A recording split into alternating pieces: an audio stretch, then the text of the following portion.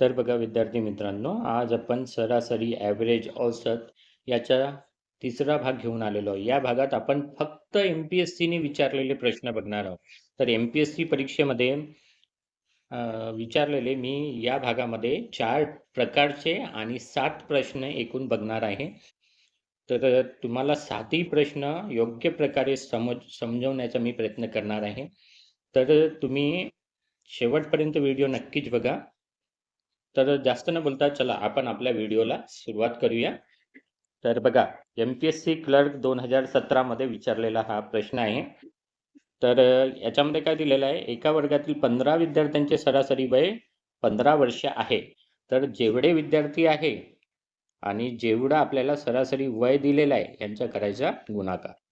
तर इथे पण काय म्हटलं, 5 विद्यार्थ्यांचे सरासरी वय किती झाले, 14 वर्ष, यांचा करायचा गुणाकार. इथे 9 विद्यार्थ्यांचे किती दिले, 16 वर्ष. ठीक आहे. तर हे किती झाले, 5 आणि 9 म्हणजे किती, 14 विद्यार्थी, आणि हे किती आहे, 15 विद्यार्थी. 15 मधून 14 विद्यार्थी मायनस केले तर आपल्याला 15 विद्यार्थ्याचे वय मिळेल, बरोबर आहे. तर हे काय होईल, हे 15 विद्यार्थ्याचे पूर्ण वय होईल. त्याच्या सरासरीला 15 विद्यार्थ्यांनी गुणलं म्हणजे 15 विद्यार्थ्यांचं पूर्ण वय होईल. तर पूर्ण वय किती झालं इथं, 225. 15 गुणिला 15 225. आता इथे काय होईल मग, 5 गुणिला 14 म्हणजे 70, बरोबर आहे. आणि इथे काय होईल, 16 गुणिला 9 म्हणजे 144. तर हे दोघांची काय करायची, बेरीज करायची आणि हे 225 मधून मायनस करायचे. दोघांची बेरीज किती होती मग, 4 आणि 17, 14 आणि 7 किती होईल, 21. तर 214 225 मधून मायनस केले तर उत्तर येते 11. तर या ठिकाणी 15व्या विद्यार्थ्याचे वय किती होईल, 11 वर्ष. ठीक आहे.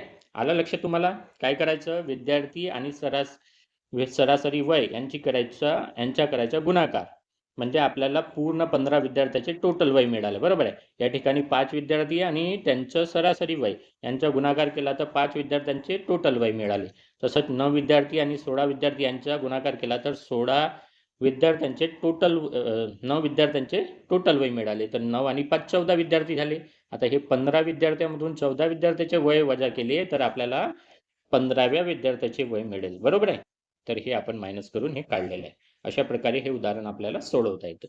चला आता दुसरं उदाहरण बघूया याच्यातलं आपण. तर बघा, एका वर्गातील विद्यार्थ्याचे सरासरी वय 12 वर्ष आहे. त्यातील 25 विद्यार्थ्यांचे सरासरी वय 10 वर्ष आहे. तर विद्यार्थ्याची संख्या दिलेली नाही आहे, तर आपण एक समजू आहे ना.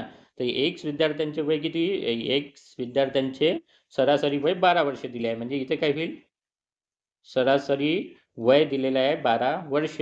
तर आपण काय केलं होतं मागच्या गणितामध्ये, सरासरी आणि विद्यार्थ्यांची संख्या यांचा केला होता गुणाकार. तर इथे पण तेच करायचं आहे, विद्यार्थ्यांची संख्या आणि सरासरी वय यांचा गुणाकार केला तर हे पूर्ण एक्स विद्यार्थ्यांचं काय निघेल, वय निघेल. एक्स विद्यार्थ्यांचे वय एवढं आहे, त्याच्यातल्या 25 विद्यार्थ्यांचे सरासरी वय एवढं दिलेलं आहे. तर 25 विद्यार्थ्यांचे सरासरी वय किती आहे, 10 वर्ष, बरोबर आहे. आणि काय म्हटलं, उरलेल्या, आता उरले किती, एक्स मधून 25 गेले तर एक्स वजा 25 उरले, बरोबर आहे. एक्स वजा 25 विद्यार्थ्यांचे वय किती सांगितलंय त्यांनी, 14, बरोबर आहे. तर एक्स वजा 25 गुणिला 14 हे होईल, बरोबर आहे. इथे काय होईल मग, 12x बरोबर 25 गुणिला 10 म्हणजे 250, बरोबर आहे. आणि इथे काय होईल, 14 गुणिला x म्हणजे काय होईल, 14x, आणि 14 गुणिला 25 म्हणजे काय होईल, 350. आणि हे मध्ये काय आहे, वजाचं चिन्ह आहे, तर वजाचं चिन्ह तसंच्या तसंच ठेवायचं, ठीक आहे. तर या ठिकाणी काय होईल मग, आता बघा, हा 12x जसंच्या तसं लिहिला आपण. 250 मधून 350 मायनस होत नाही, म्हणून 350 मधून 250 मायनस करायचे, उत्तर येते 100. आणि याला मोठ्या संख्येचे चिन्ह द्यायचे. मोठी संख्या कोणती आहे, 350, याचं चिन्ह किती आहे, -100. आणि इथे काय होईल, 14x. आता काय करायचं, हे 12x इकडे घेऊन यायचे आणि 100ला इकडे न्यायचं. 100ला हे मायनस आहे, इकडं नेलं तर काय होईल, धन होईल. आणि हे इकडं प्लस आहे, इकडे नेलं तर काय होईल, मायनस होईल. म्हणजे 14x जसेच्या तसे ठेवले, 12xला इकडे घेऊन आलो आपण. तर या ठिकाणी काय आलं मग, 100 बरोबर 2x. 100 बरोबर 2x आलं, बरोबर आहे. तर x ची किंमत किती येईल मग, 50. कारण हे 2 इकडे जाईल भागाकारामध्ये, 100ला 2ने भागितलं तर उत्तर किती येईल, 50. अशा प्रकारे हे उदाहरण आपल्याला सोडवता येतं. तर याच धर्तीवर आपण आणखी एक उदाहरण बघूया. तर प्रॉब्लेम क्रमांक 3. तर याच्यामध्ये काय होईल, आता एका वर्गातील विद्यार्थ्याचे सरासरी वय 14 वर्ष आहे. तर इथं विद्यार्थ्याची संख्या दिलेली आहे का नाही, म्हणून काय घ्यायची x, म्हणजे इथे काय होईल 14x. हे काय झालं, पूर्ण वर्गातील विद्यार्थ्यांचं वय, पूर्ण वर्गातील विद्यार्थ्यांचं वय झालं. कारण सरासरी 14 दिलेली आहे, सरासरीला विद्यार्थ्यांच्या संख्येने गुणलं तर विद्यार्थ्याचं पूर्ण वय मिळेल. ठीक आहे. त्यातील 10 विद्यार्थ्यांचे सरासरी वय 12 वर्षे आहे, तर या 12ला 10ने गुणायचं, कारण विद्यार्थ्याची संख्या आणि सरासरी वय यांच्या करायचं आहे आपल्याला गुणाकार. आणि मग काय म्हटलं त्यांनी, उरलेल्या विद्यार्थ्यांचे सरासरी वय. आता उरले किती मग, आता x विद्यार्थी होते टोटल, त्याच्यातून 10 विद्यार्थी गेले, तर x वजा 10 गेले, तर x वजा 10 हे उरलेले विद्यार्थी आहेत. आता उरलेले विद्यार्थी यांचं सरासरी वय किती आहे, 15 वर्ष, बरोबर आहे. तर या ठिकाणी काय होईल मग, 14x बरोबर 120, बरोबर आहे.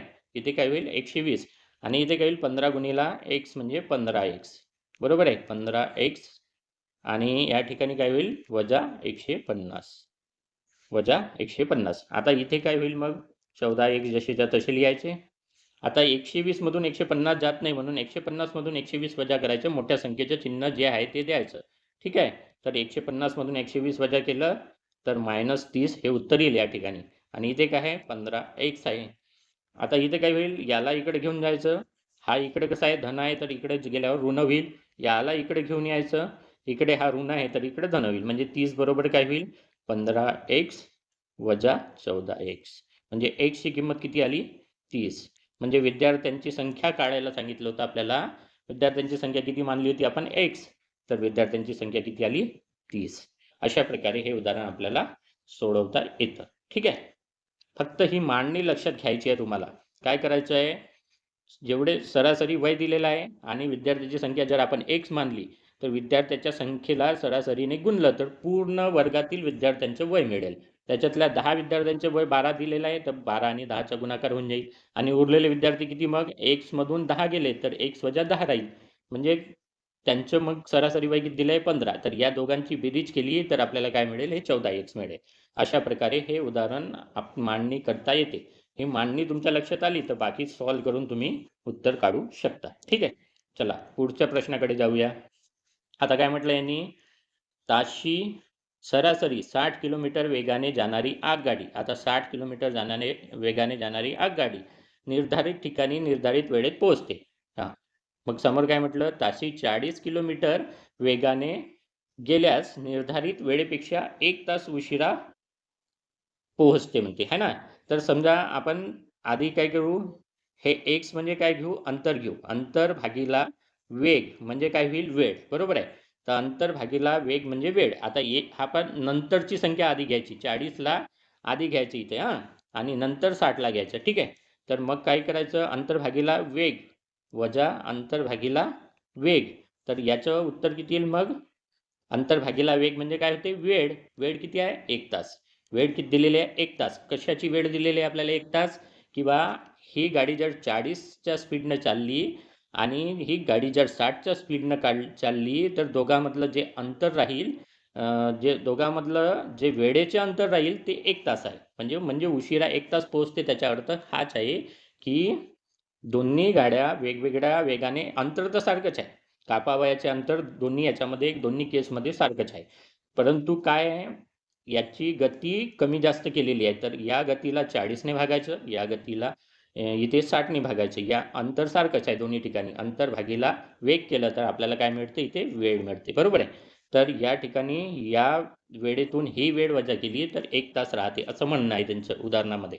तर आपण काय करूया, ही मांडणी तुम्हाला लक्षात आली तर तुम्हाला पुढचं उदाहरण सुद्धा याच पद्धतीने करता येईल. आता हे 60 गुणिला x म्हणजे काय होईल 60x वजा इथे काय होईल मग 40 गुणिला x म्हणजे 40 याचा करायचा आहे आपल्याला तिरपा गुणाकार. असा तिरपा गुणाकार करायचा. ठीक आहे. हे तिरकस गुणाकार कसा करायचा ते मी तुम्हाला सांगतो. या 60ला x ने गुणायचं 60x येईल, 40ला x ने गुणायचं 40x येईल, आणि भागीला काय होईल 40 गुणिला 60 हे छेदामध्ये लिहायचे. छेदाचा गुणाकार छेदस्थानी लिहिला, आणि या दुसऱ्याच्या छेदानी पहिल्याच्या अंशाला गुणायचं, आणि पहिल्याच्या छेदानी दुसऱ्याच्या अंशाला गुणायचं, आणि यांची वजाबाकी वरती लिहायची. इकडे काय येईल मग 1. तर इथे 60 वजा 40 म्हणजे काय झालं 20. 20x भागीला 40 गुणिला 60 बरोबर 1 होईल. आता हे 20 एके 20, 20 दुने 40 म्हणजे इथे किती आला 120. आता x भागीला 120 बरोबर 1 असेल तर x ची किंमत किती येईल रे? 120. कारण हा 120 ला जर आपण इकडे नेलं 1 ला गुणाकारात जाईल आणि x बरोबर काय होईल 120. तर अशा प्रकारे या गणिताचे उत्तर 120 येते. ठीक आहे. चला पुढच्या उदाहरणाकडे जाऊया आपण. आता काय म्हटलं तासी सरासरी 40 किलोमीटर वेगाने. आता इथे आधीचे उदाहरण आपण काय पाहिलं होतं इथे 60 होते आणि इथे काय होतं 40 होते. आता इथे या ठिकाणी काय म्हटलंय त्यांनी 40 आहे आणि इथे 30 आहे. तर आपण काय केलं होतं अंतर घेतलं होतं. आता कापाव्याचे अंतर काढायचे आहे आपल्याला. अंतरला आपलं x घेतलं होतं आणि लहान संख्या आधी लिहायची आणि नंतर काय करायचं मोठी संख्या लिहायची आणि या दोघांचा फरक काय लिहायचं वेळ लिहायची. वेळ किती दिली आहे 15 मिनिटे. आता सगळे युनिट्स आपले किलोमीटर आणि तासमध्ये आहे. ताशी म्हटलं आहे नाही तर तासी म्हणजे तासामध्ये आहे.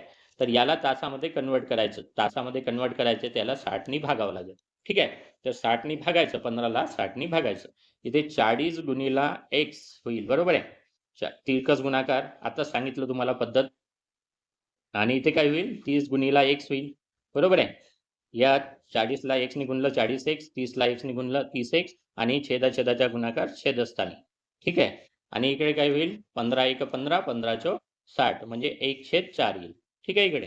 आता इथे काय झालं मग आता हा 4 एक 4, 4 10 40 इथे 10 आले बरोबर आहे. आता इथे फक्त एकच राहिला हा इकडे 10 आले आणि इथे हे काय होईल 40 मधून 30 गेले तर किती होतात 10 राहतात. 10x भागीला इथे काय होईल 10x भागीला 30 गुणिला 10 बरोबर काय होईल 1. आता हे 10 कॅन्सल झाले. आता x भागीला 30 बरोबर 1 असेल तर x बरोबर किती होईल 30. तर या गणिताचे उत्तर 30 येतं बरोबर आहे. अशा प्रकारे हे गणित आपल्याला सोडवतात. चला पुढच्या उदाहरणाकडे जाऊया. MPSC ग्रुप बी 2018 मध्ये विचारलेला हा प्रश्न आहे. तर या अशा उदाहरणामध्ये काहीच बघायचं नाही. सरळ सरळ एक सूत्र सांगतो तुम्हाला मी 2xy भागीला x अधिक y बरोबर आहे. आता x म्हणजे काय ही संख्या आणि y म्हणजे काय ही संख्या. तर लिहून टाकायचं डायरेक्ट 2 गुणिला 40 गुणिला 60 आणि इथे खाली काय लिहायचं 40 अधिक 60 बरोबर आहे. आता इथे 40 दुने 80 80 आणि गुणिला 60 केलं तर काय होईल 8 सका 48 आणि त्याच्यावर 2 शून्य म्हणजे 4800 येईल वरती आणि भागीला याला काय येईल 100. तर हे 2 शून्य कपून जातील आणि इथे किती आलं मग 48 आलं. तर 48 किलोमीटर प्रति तास हे या गणिताचं उत्तर येईल. ठीक आहे. त्याचप्रमाणे पुढचं उदाहरण बघा सेमच आहे याच टाईपवर आहे. इथे काय आहे फक्त 2xy आणि x अधिक y हे सूत्र वापरा आणि याचं उत्तर मला कमेंट बॉक्समध्ये कमेंट करा तुम्ही. ठीक आहे. तर याचं उत्तर 4.8 किलोमीटर प्रति हवर येते. ते कसं काढायचं तुम्ही बघा आणि मला कमेंट बॉक्समध्ये कमेंट करा. ठीक आहे. थँक्यू.